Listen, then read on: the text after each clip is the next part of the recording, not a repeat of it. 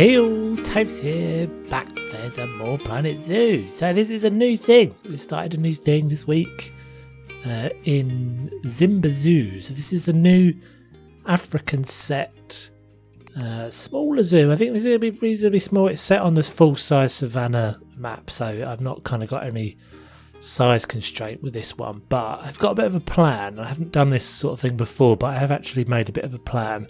We are doing this all month. You might have seen this on stream the other day, but we're trying to raise funds and raise awareness for a zoo in South Africa called the Cango Wildlife Ranch. So I'm taking part in this kind of Kango-thon thing, which a bunch of different streamers and content creators from across the Planet Zoo community and from a bunch of other different communities coming together to raise money. So the links are going to be in the description for their GoFundMe page. So if you can, do feel free to, whatever you can give will be massively appreciated.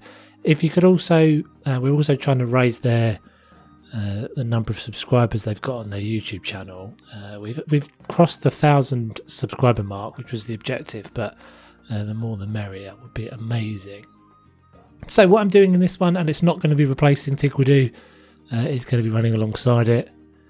It's going to have a little kind of safari style zoo, African themed, fairly heavily themed. The reason why this isn't going to take too long is that I'm going to be using a bunch of the pre-existing one-off habitats that I've created for African animals over the last kind of 2 years. So that is going to be the new stuff, the fennec foxes and the meerkats that we created recently, the African buffalo habitat, which is the big river crossing one. If you haven't seen those, check those out. The elephant habitat from a while ago, and there are going to be a few new ones. So I'm going to have a new gorilla habitat, a new camel habitat, a new lion habitat, which I'm really excited for because I haven't built that before. A new rhino, the southern rhino habitat, and I'll be picking up the old okapi habitat, which I had from a while ago.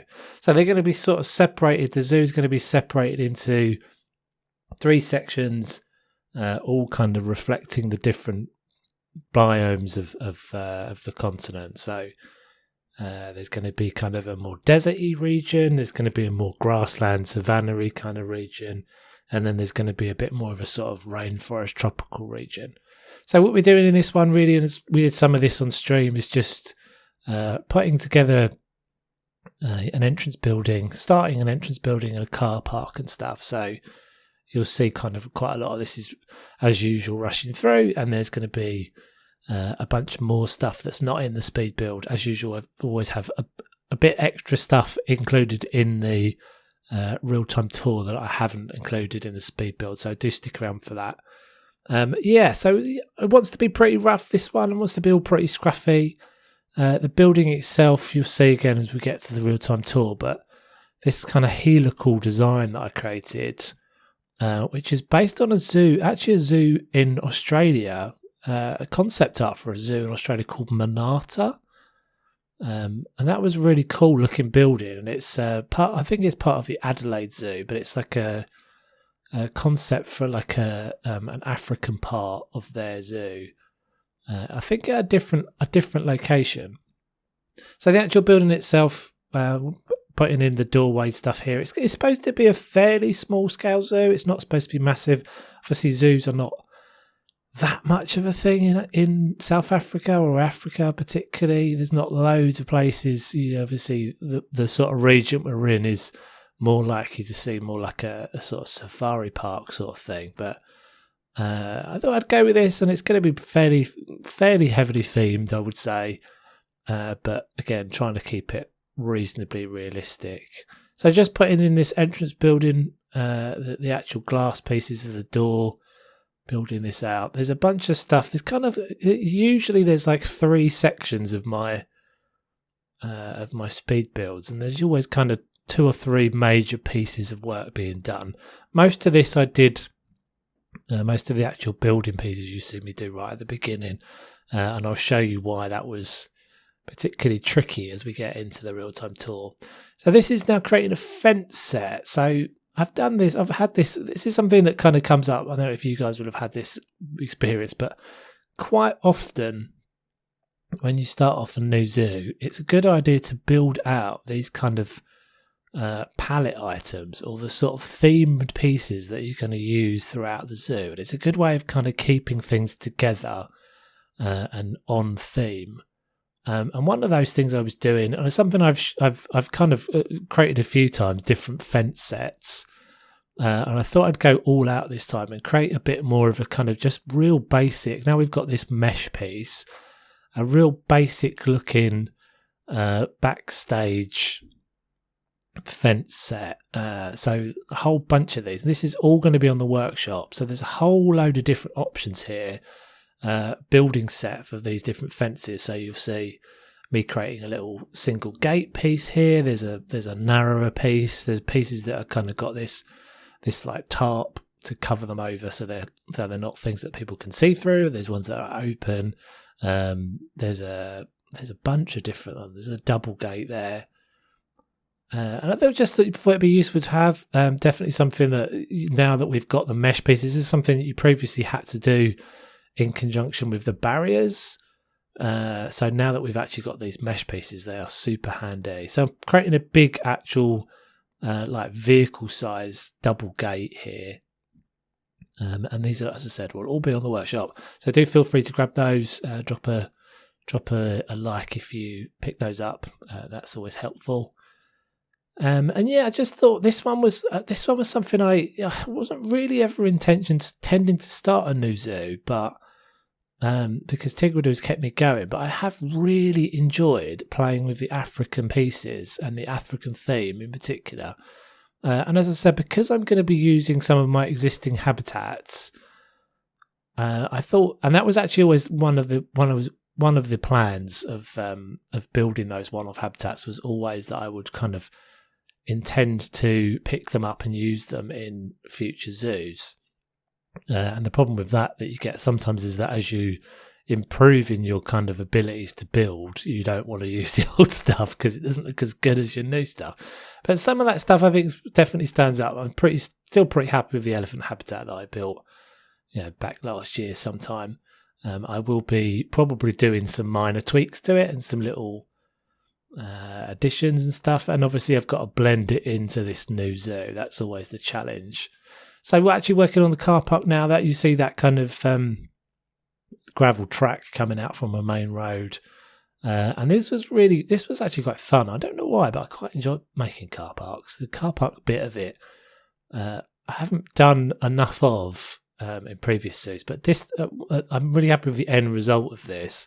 And it does end up really feeling kind of what I wanted it to feel like. Like it's supposed to feel like a road, sort of a bit of a roadside, scruffy looking car park. Obviously, we're in this savannah region, so just creating these different sections of the car park and some areas for bus stops and stuff. If you've seen my work before in Planet Zoo, it tends to be that there's often iterations of the same thing, so there will probably be in the next episode some minor changes to this car park and some further additions.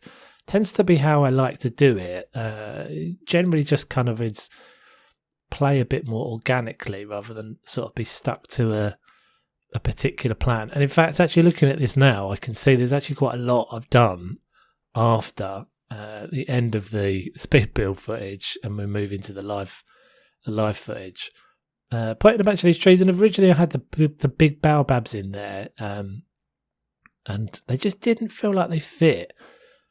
The temptation, I think I've talked about this before, but the temptation when you're doing sort of foliage work is to kind of go a bit, my temptation is anyway, is to look at all of the things you've got and just kind of go to town with them. And you're often actually better off, I think, just having like one or two major things of vegetation, like reusing the same ones and trying to make them look different. Starting to kind of shove in, 5 or 6 or 7 or 8 different types of tree, even though they might be right for the right biome, just doesn't ever really feel like it works. Right, welcome back to the tour. So we are on the little dirt track on the way up to onto the zoo. So just going back that way is like a road. I'm not going to do too much with that. And yeah, I've kept it all fairly scruffy looking. That was the plan for this. It's all supposed to look like it's kind of a bit of a bumpy little dusty track. If you're wondering what this is, I have actually used the billboards. So this is a custom texture, which I'm not going to do too much of because it's actually pretty heavy on your on the FPS. But yeah, I kept this all pretty rough, all pretty scruffy looking. As I said, that's what I was talking about with trying to, not using too many different foliage types. It's a lot of the same foliage going on now. It's the marula. Maybe 3 or 4 different things in that. So heading on down, as I said, there's always a bunch of stuff. I don't really know why I do this, but it always ends up just being that there's a bunch more stuff in this real-time tour section that isn't included in the speed build. So I need to do something with this gate, definitely. It needs to be something a bit more interesting going on. Something that I maybe put up there. Something that's a bit more of a kind of pizzazz factor. But it is supposed to feel a little bit like a roadside zoo sort of thing. So coming into the actual car park, so I made these 3 big banners is something you're going to see. Probably these actual kind of images you're going to see a bunch of different places in the zoo for signs and various different things. Those are kind of their motifs, I guess. And yeah, so we just kind of separated out these little areas. We've got as I said, we've got the big bus stop sort of things, the big for camper vans and people with trailers and all that sort of stuff. And then you've got these little signs pointing you up this way towards the dirt track. That brings you into the back of the zoo. So what we have sort of two. We've got a bit of a gap really. I did the car park, having already done the some of the entrance building. So I need to fill in the gap between the two, but I'm getting there with it. As I said, this isn't going to replace Tickle Do, it's going to run alongside it. But I thought it would be cool to do this. Just the thing with the Cango Wildlife Ranch was something I kind of felt passionate about getting involved in. As I said on the other stream, I had a bit of a gush on the stream the other day, sort of saying, it's quite nice to take the opportunity to do nice things sometimes, and this was one of those. So I thought I'd get involved. Gives me an excuse to play with the Africa stuff as well, which I've been really enjoying since the pack came out. So there is my Go Away Grief fence. I'll go and show you the whole pack in a second, or kind of at the end, so you can see. It's running around the back of these, which is quite nice because you can't actually really see it in there. That's the whole point of the Go Away Green. If you don't know what Go Away Green is, I think it's a thing that Disney came up with. It's basically this particular shade of green. I'm not sure this is actually the exact shade of green. This particular shade of green that's supposed to just drop into the background, which is, hence the go away part of it. So we push on round this way, and we'll come round. This is supposed to be. There's obviously this is all implied. You'll see that none of this is actually pathed, and it's going to stay like that. I may well do something. I don't think I'm going to. I'm not really 100% sure what I'm going to do yet with the guest spawners and stuff. Something I should have mentioned is the cars. So I've used these before, but you may well not have seen these.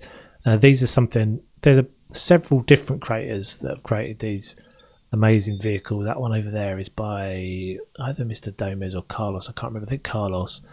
And then these are various different creators. So there will be a link to the collection for this zoo in the description, so you can go and grab anything you need from it or anything you see. So that'll have everything that I've created or everything that I've used that is created by other people on the workshop. So we've got this, as I said, we've got this kind of gap here that I haven't decided what I'm doing with, what exactly I'm doing with it yet.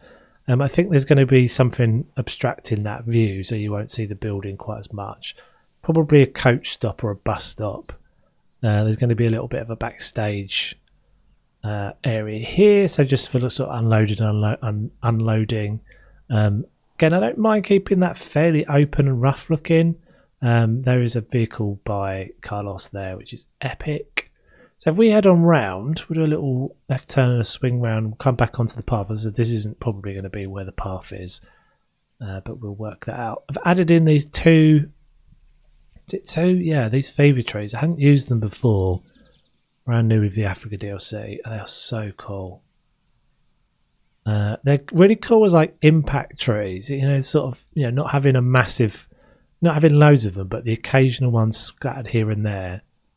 So as we come down this path, as I said, I'm going to talk a little bit again about the Cango Wildlife Ranch. So this is a thing that I've decided to get involved in. It's I'm going to be working on it, or raising awareness for this and money for this the whole of July. There's a few of us doing that, and there's a bunch of people that are taking part in the kind of main weekend, which is the 22nd to the 25th, I believe. If I've got that wrong, I'll put it up on screen. But yeah, and I'll be giving any of my ad revenue from these videos to that, and obviously trying to do my bit to raise awareness for it. They're basically a really lovely zoo in South Africa who've been massively hit, as so many unfortunately have been by the COVID times of the last 18 months. So yeah, I just thought I'd take the opportunity to see what I could do and help out a bit.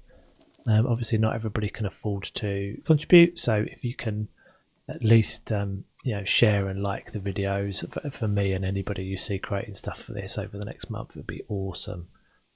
Right, so here is the actual zoo building. I'll talk to you a bit about the plans. I'm not sure about this palm tree. I put it in there originally because it looked kind of cool in the screenshot, but it doesn't now feel like it fits massively in the biome, but we will see. So the building itself, as I said, inspired by concept art of a building, I think the entrance building from Manata Zoo, which is an extension of Adelaide. But yeah, I'll show you the. It was actually a real. I had about sort of 4 or 5 different attempts at building this particular zoo, or this particular building, because as you'll see from the when we fly over in a second, it is a. Let's just get out Tejikam, fly over there. It is a slowly raising profile, so it kind of comes up to this point. So you'll get kind of this. Yeah, from like here, you'll get that view. And I don't know if it wasn't sort of conscious, but we came across it on stream the other day, that I'd made it actually look like a kind of abstract looking elephant.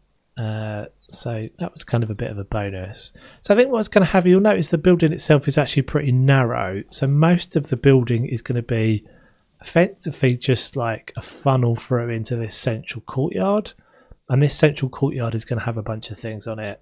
So this will be kind of where your ticket collection check-in is done, and then it will come through, and there'll be gift shop and that sort of thing, all linked off of this central area, and the cafe and all that sort of stuff, all linked off this central area. And then you'll go through this way, actually into the rest of the park. So I think what I'm probably going to do is.